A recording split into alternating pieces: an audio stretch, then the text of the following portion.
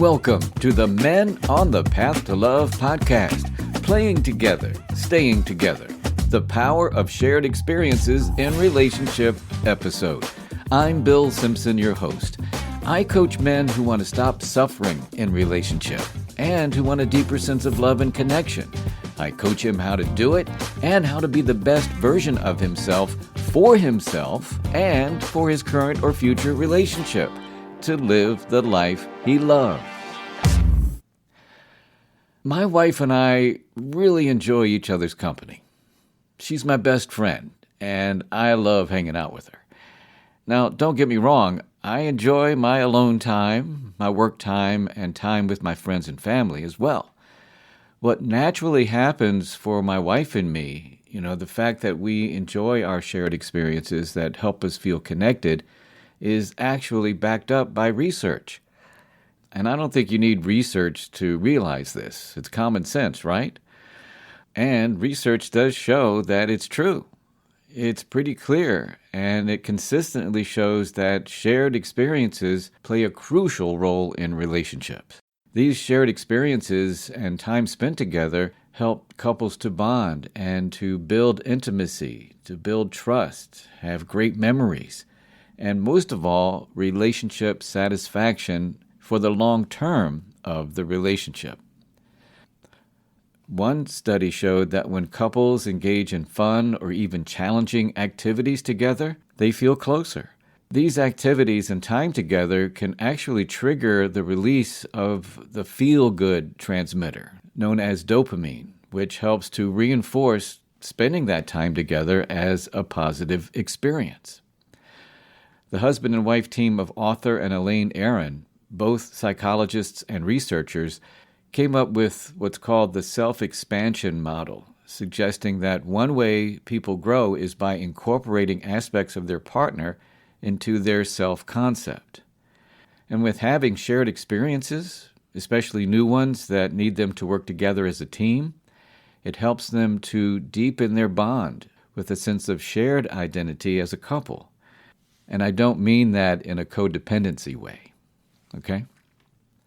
There's also research that says couples who create positive shared experiences and memories are more likely to handle conflict better. Having these positive memories gives them something positive to look back at, to compare with, making it easier to navigate present challenges together. Looking back to say, you remember when we did this? Oh, yeah, and then that helps to bring them closer. Having shared experiences also helps to open up and strengthen communications and trust, which helps to break down the walls that may keep them from feeling seen or heard or understood. And one last thing I'll mention is from long-term studies showing that couples who consciously and deliberately include new experiences into their routine usually have a higher relationship satisfaction. Sometimes couples can fall into a rut with their routine, and one or even both of them feeling taken for granted. And by incorporating new activities, it can help keep the relationship feeling fresh and alive. So there you go.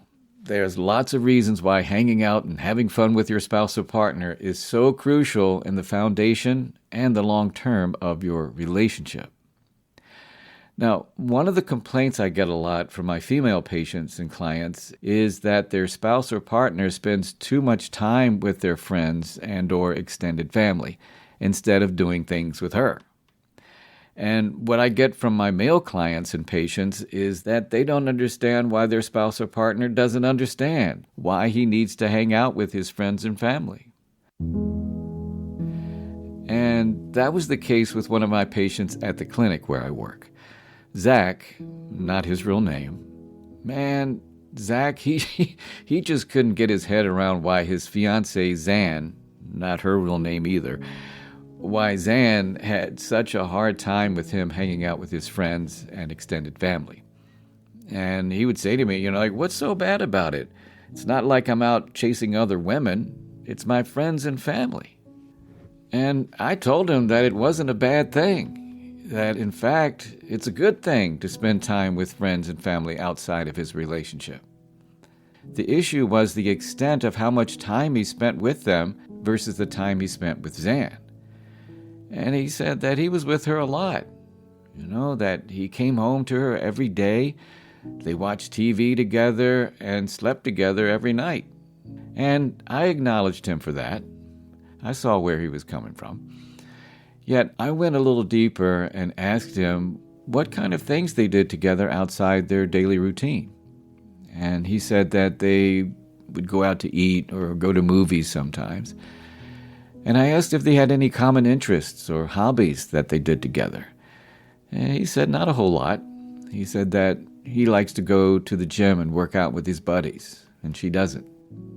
Same thing with sports. He said, he watches sports all year round with his friends and family, but not with Zan. And after work, he goes to a pub to have a few beers and throws darts with his friends before he comes home to Zan. Well, after hearing all this, I was like, Zach, that sounds like a lot, man. And he just got all defensive on me. And he said, that Zan was welcome to go out with her friends and family instead of waiting at home for him. So why would she have a problem with me going out with my friends and family? I told him if I had to guess, I didn't think it was about spending time with his family and friends as it was about how much time he was spending with them and how little they were doing together in comparison. I shared with him the importance of having shared experiences in relationship, that it was good for the long term of the relationship. And from what he shared with me, from my vantage point, it seemed like he and Zan were starting to drift apart. I asked if that was true, and he paused and thought about it and said that he loved Zan very much. It just felt like they were in a rut. And he said the more she complained to him about spending time with his friends and family, the more he wanted to be with them and not with her. He said that he would like to be with her more, but her complaining made it hard. I acknowledged Zach for his honesty, and I asked him if he was open to having Zan join us for the next session, and he agreed. And when the three of us met, I was able to get a better sense of what was going on with Zan. It was pretty much what I had suspected. It wasn't about spending time with family and friends. It was the amount of time Zach was with them, and that she missed being with him and having fun together. Instead of Zach getting all defensive like he was prone to do, he was able to soften and say that he missed her too. So I had them share what they used to do together that they both enjoyed. And man, it was like the floodgates opened. They started reminiscing about how they used to go to concerts, to go dancing, weekend getaways, shopping sprees, miniature golf, bowling, and so on.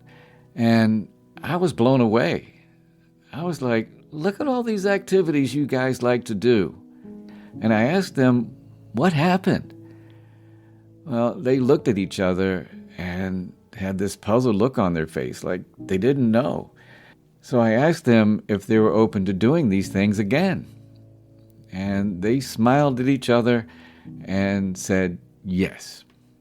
So with that, I suggested that they schedule a date night each week and plan some sort of weekend activity at least once a month. Put it on a shared calendar and treat it like it was gold, a must-do. Make it a priority. And they agreed. And it was amazing to me in how one session we were able to come to a relatively easy fix. And the bottom line was that they both missed each other and the activities they shared together that brought them closer together and deepened their bond. Now, this story had a happy ending for Zach and Zan. And to be frank, it's not always this easy. Sometimes there are deeper wounds or issues that need to be worked out before they can get to where Zach and Zan got. Each couple is unique, right? The important thing is the intention to make it work. And usually, with that intention, commitment, and effort, it can be worked out. So, what can you do to have more shared experiences with your spouse or partner? Well, I thought you'd never ask. Start with taking the initiative in suggesting that you do more together. When you take the initiative, you're showing her that you are committed. And give her some ideas, too. It could be planning a weekend getaway, or trying out a new restaurant, or looking into a new hobby you could do together.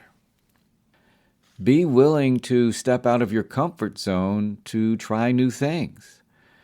Getting out of your comfort zone helps you grow. I had a client whose wife wanted them to take salsa lessons together. And he kicked and screamed and said he wasn't going to do it. And finally he did. He gave in, he did it, and he ended up loving it. He's a salsa dancing All right, and it could also be finding something that's new to both of you or something that combines both of your interests. For example, my wife likes yoga, and I'm more into Tai Chi. And we both like doing what's called Qigong, which is kind of like a combination of the two. And, shared experiences don't always have to be a big thing, some grand gesture. It can be the little experiences that you share day to day. Incorporate daily rituals that help you stay connected. One that my wife and I do is we give each other a kiss each time we leave our home and when we return. And even if it's just to take the trash out. And I know, man, I know it may seem corny, but we enjoy it and it keeps us connected. And it's a great excuse to kiss. And, make sure whatever you do together that you are present and mindful. In other words, pay attention. Be engaged in the conversation. Listen actively. Be curious and ask questions that show that you're interested and that you care. This also can help create a deeper connection. And be sure to have open and honest communications about your shared activities. Man, if you're doing something that absolutely irks you and makes your skin crawl, then don't do it. She'll feel your resistance, and it won't be fun for either of you. And that goes both ways, by the way. Now, there could be room for compromise here. If it's something that she likes to do more than you, and you're okay with it, because the big picture is that you want to spend time with her, that's okay. And again, that goes both ways. So I'll give you an example. Say if she wants Chinese for dinner, and you want Italian. You choose Chinese because you want to be with her. That's fine. And you can let her know, right? And say, I'm more in the mood for Italian, and it's more important to me that we be together. And I'm okay with Chinese tonight. And how about we have Italian next time? Or something like that. That way she knows that, you don't really want Chinese, but she knows you want to be together. And that's where the deepening comes in. That's where the connection comes in. And I also suggest that you periodically check in with each other to reflect on the activities you're doing together, to see if it's working for both of you. Maybe you'll need to reassess and try something different if it's not. The bottom line here is that you find what you both enjoy doing and keep your eye on the prize for what's good for the long term of your relationship. So those are just some of the ways you can build shared experiences and create lasting memories together. Now, remember, having these shared experiences aren't just nice things to do or nice things to have. They are vital for the foundation of a long-lasting relationship. I've got a quote for you from Harvard scholar and researcher on adult development, Robert Waldinger. He says, quote, "The happiest and healthiest people are those who nurture strong relationships. Shared experiences, whether big or small, act as the glue that keeps couples bonded over a lifetime." Unquote. So there you go. Start planning those shared activities, man. Go play, have some fun with each other, and live the life you love. All right? And that will do it for another episode of the Men on the Path to Love podcast, the Playing Together, Staying Together, the Power of Shared Experiences in Relationship episode. I'm Bill Simpson, your host. Thank you for listening. I hope you got something out of it. Coming up on the next episode of the Men on the Path to Love podcast, I'll be talking about sex. More specifically, the unmet sexual needs in relationship and the rejection men can feel when those needs aren't met. You'll hear Andrew's story and how rejected and resentful he felt in his marriage and what he did about it. Please join me for the Rejected and Resentful, Navigating Sexual Disconnection in Relationship episode. Now, I'd love to hear your comments about this episode or any episode of the Men on the Path to Love podcast. If you have any suggestions for topics for the show or how I can make it better for you, just go to my website. That's the best way to reach me. And while you're there, you can sign up for a free coaching session with me. I'd be happy to support you in any way that I can. That's at menonthepathtolove.com. And after all, I'm on a love mission, man, to spread the love worldwide.